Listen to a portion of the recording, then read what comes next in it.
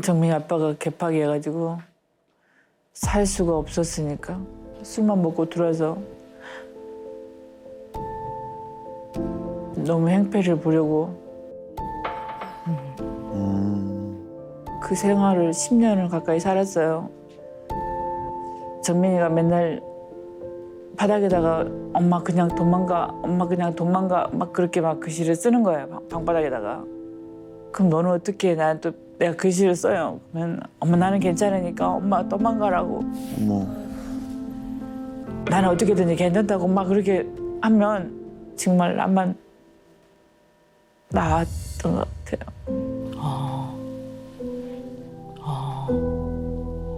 그래서 내가 정민이한테 할 말이 없는 거죠. 항상 미안해요. 네. 그래서 더 자신감이 없었던 것 같아요. 모든 게 다. 그래서 충분히 그런 이해합니다. 느낌들을 네. 밖에 내가 애들한테 보여준 게 없어서 미안한 것 같아요. 지금도. 정말 충분히 이해합니다. 내가 이 아이들을 안전하게 과연 지킬 수 있을까 내지는 아이들 앞에서 이런 모습을 보이는 게 아이들이 얼마나 두렵고 공포스러울까 이런 생각이 들면 할 수 있는 일이 없다고 생각이 되고 굉장히 두려우셨을 것 같아요. 그리고 엄청나게 자존감이 이제 떨어지게 되고 누가 길에서 애 우는 소리만 나면은 우리 애기가 우는 줄 알고 티나가고.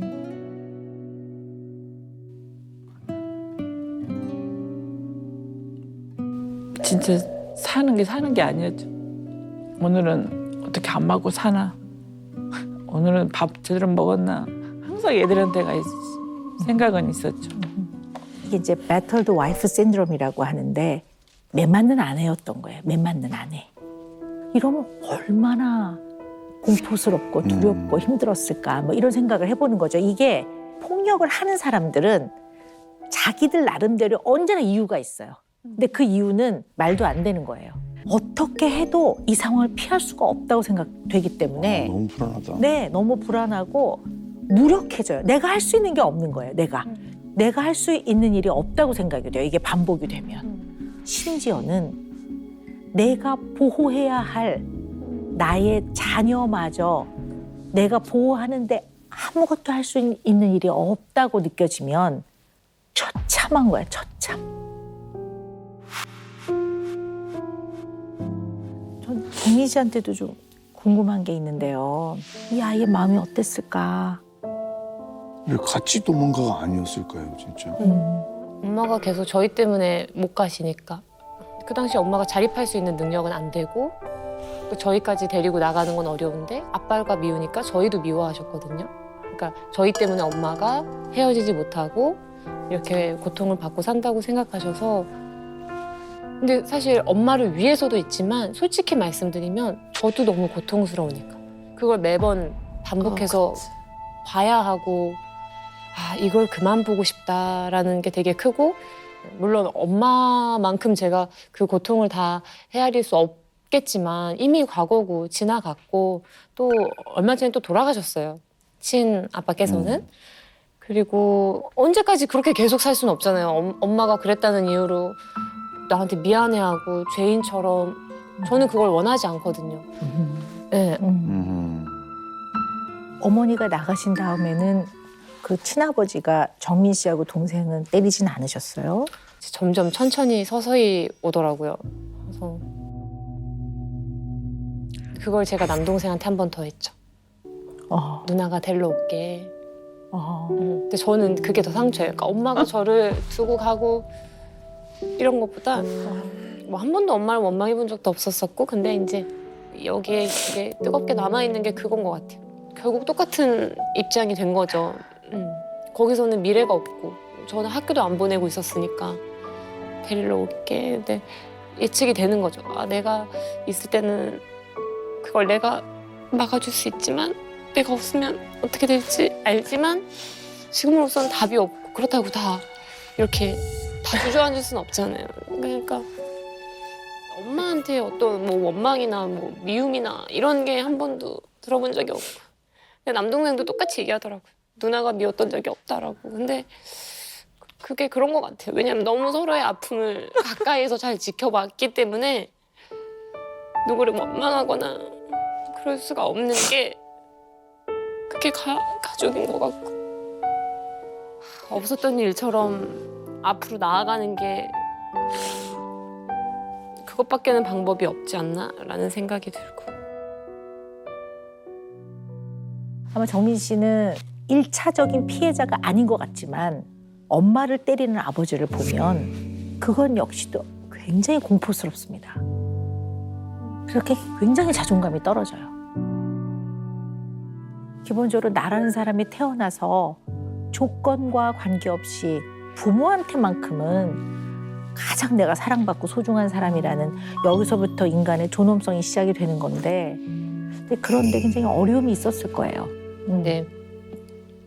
그거를 어렸을 때는 전혀 감이 없고요. 비교 대상도 없고 그때는 그냥 사는 게 전부고 눈치 보고 그냥 저녁 되면은 무섭고 막 이게 아침 되면 또 괜찮아진 아빠 모습을 보면 혼란스럽고 예, 그러니까 엄마가 걱정되고 그냥 그게 그냥 삶이었던 것 같고 저는 한 번도 제가 외모가 출중하다고 느껴본 적도 없고 내가 가진 내 부모가 물려준 나만의 무언가를 당당하게 내세워서 경쟁력이 있다고 느껴본 적도 없었던 것 같아요.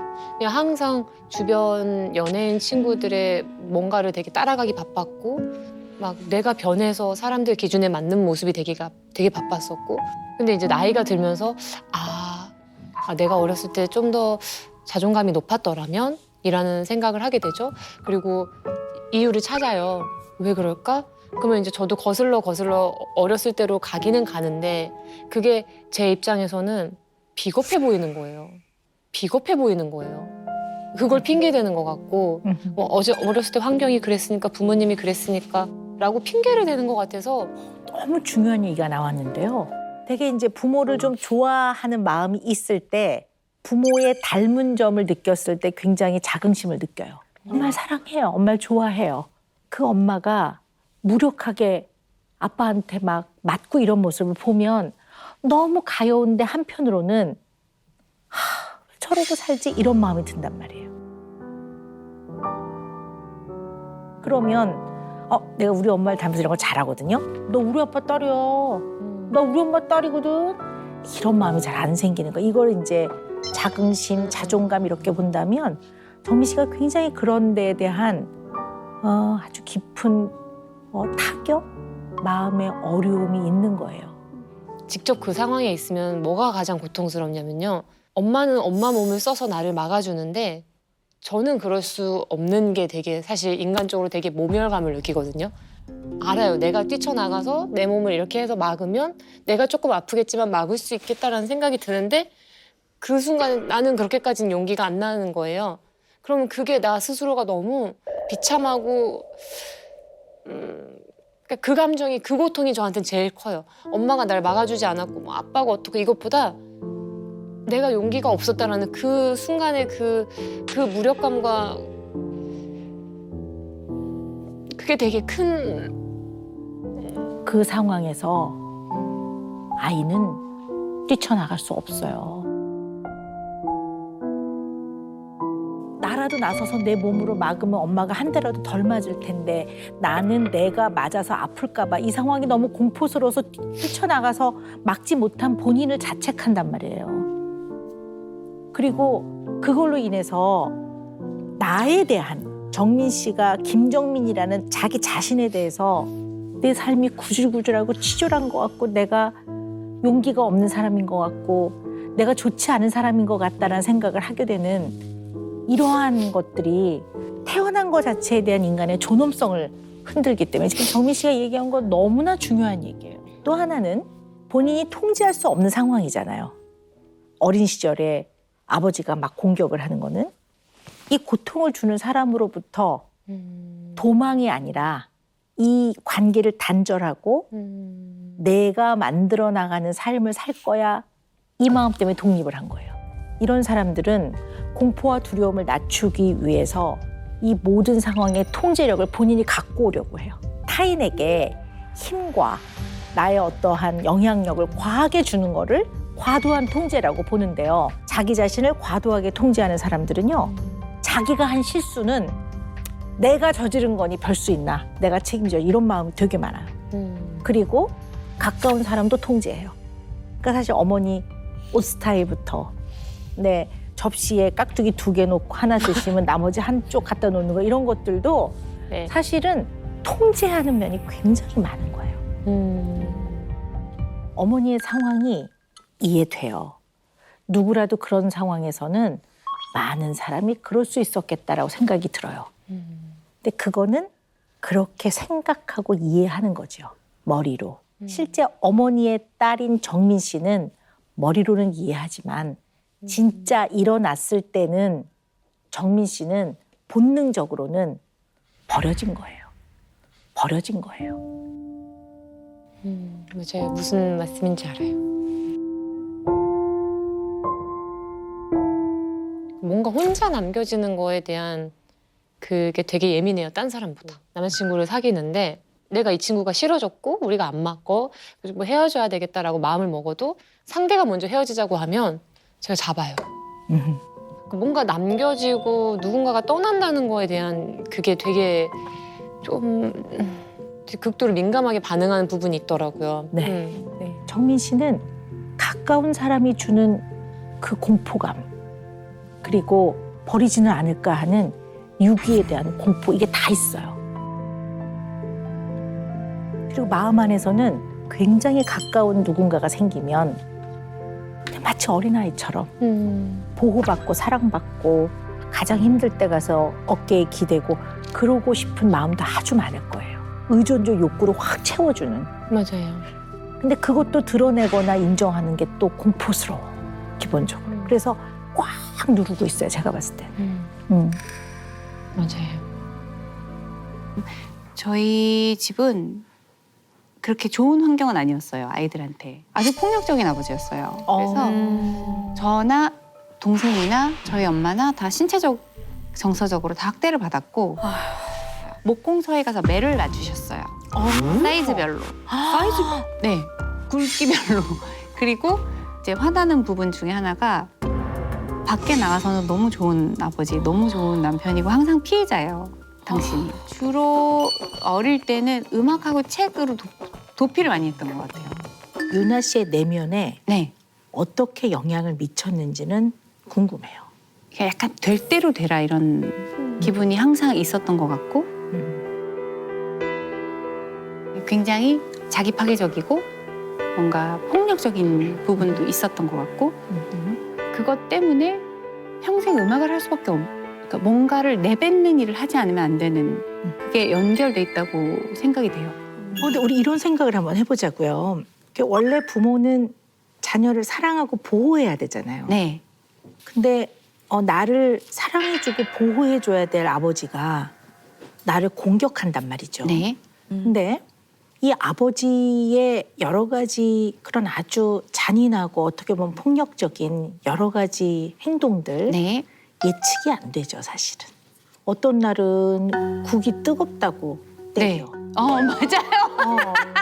그러면 다음 날은 신경을 네. 써서 조금 미지근하게 네. 주면 세상에 이렇게 미지근한 국을 주냐고 또 국그릇을 던져요. 그러니까 네. 그러니까 아버지의 과도한 통제에 장악되어 있었단 말이에요. 이 창조적인 음악을 하는 것이 본인한테는 생명의 줄기였겠죠. 왜냐하면 아버지 밑에서는 네. 스스로 자율적으로 할 수 있는 게 없었을 그렇네요. 거예요. 음악도 네. 몰래 들었거든요. 그랬을 거예요. 네.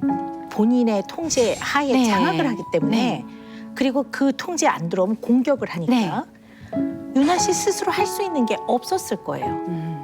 근데 이 암울한 인생에 네. 음악을 창조하는 거는 본인이 창조하잖아요. 그렇네요, 정말. 그때 그 아버지의 폭력과 잔인함과 과도한 통제에 장악되어 있던 네. 김유나라는 한 존재가 그 창조적인 활동을 하면서 어떻게 보면 생명의 동아줄을 이어갔던 거죠. 와. 그러니까 유나 네. 씨한테는 창조적인 활동이 삶의 에너지 원천의 가장 근원이죠. 그렇네요. 그래서 네. 지금도 그렇군요, 제가. 네, 지금도 그런 거죠. 아, 내가 이렇게까지 성실한 사람이 된 것은 저렇게 살지 말아야지라고 생각했기 때문이 아닐까? 네, 네. 라는 생각이 정말, 들더라고요. 네. 아버지처럼 되지 말아야지라는 생각을 했던 것 같아요. 그런 것 같습니다. 그래서 아버지로부터 태어난 네. 쉽게 말하면 혹시나 닮은 면이 있을까라는 그 두려움. 그 사람처럼 되는 것 같아서. 네. 네. 세상과 사회 체계와 네. 제도와 어른에 대한 불신이 있는 거죠. 그 불신과 네. 적개심이 있기 때문에 적개심이 있어요. 네, 정말. 네, 적개심. 그래서 이게 약간 길을 살짝 틀면 네. 이거에 끊임없이 제도에 저항하고 아, 내지는 네. 법에 저항을 하면 법을 어기고 네. 이까지 거머 지켜야 네, 뭐 네, 이렇게 네, 되는 네. 거니까. 그러나 유나 씨는 좋은 사람이고 선량한 사람이고 그렇기 때문에 이 본인의 이러한 불신과 네. 분노와 적개심을 창조적인 예술을 통해서 표현을 한 거예요. 네. 그래서 노래도 큰 소리로 부르는 거예요. 왜냐하면 본인이 아, 그렇구나. 힘을 가져야 네. 안전하잖아요. 그렇죠. 그거를 자꾸 확인하는 걸 통해서 네. 본인이 생존하는 거에 대한 안전함을 끊임없이 느끼면서 유나 씨의 표현은 그래야 마음이 편안하다 이렇게 네. 표현을 하신 거죠. 유나 씨의 창조적인 활동이 그 어딘가에 있는 누구한테는 굉장히 큰 희망과 생존을 해나가는데 동아줄이 될 거라고 봅니다. 그랬으면 좋겠습니다. 네. 근데 번아웃까지 가시면 안 되잖아요. 그죠? 그래서 이게 네. 어떻게 얘를 잘 데리고 살아야 되나 그게 저의 항상 고민이죠. 음. 지금 상황에서는. 번아웃과 함께 살아갈 수 있지 않을까요라고 말하는 거는 여전히 유나 씨 내면의 그릇 안에 네. 아버지로부터 받았던 그 상처와 아픔을 다 비워내지 못한 것 같아요. 아버지를 미워해도 괜찮습니다. 어릴 때 그 아버지와의 관계는 네. 정말 유나 씨 탓이 아니죠. 네. 유나 씨가 어떻게 할 수 있는 그럼요. 게 아니죠. 네. 그리고 그거는 유나 씨와 아버지와의 관계의 문제가 아니에요. 그거는 네. 아버지 자신의 문제인 거지. 유나 씨 마음 안에 있는 그릇을 네. 다 비워보세요. 알겠습니다. 네, 그리고 그것을 다 채웠을 때 번아웃 됩니다. 다 채우지 마시고, 근데 수시로 비워야 돼. 수시로. 네. 압력밥솥이라고 보면 수시로 김을 아, 빼줘야지. 차기 전에. 그러면 저는 계속 작업을 해야 돼요. 맨날. 맨날. 네, 조금씩. 뭐 한 3분의 1 쌓으면 또 갖다 비우고. 알겠습니다. 네. 감사합니다, 박사님 정말. 이건 정말 이런 접근은 생각해보지 않았어요. 아예. 저희 성적 상담소에서만 네. 이런 접근이 가능하다. 네, 정말 대박. 저희가 오늘 굉장히 오랜 시간 우리 오 박사님하고 좀 얘기를 나눠봤습니다. 네. 어떠셨어요? 차원이 다른 네. 정화되는 것 같은 것 같아요. 네. 그리고 나한테 그거를 말해줄 수 있을 것 같아요. 이거는 이래서 그래 네. 라고 말해주면 제가 더 홀가분해질 것 같습니다. 네.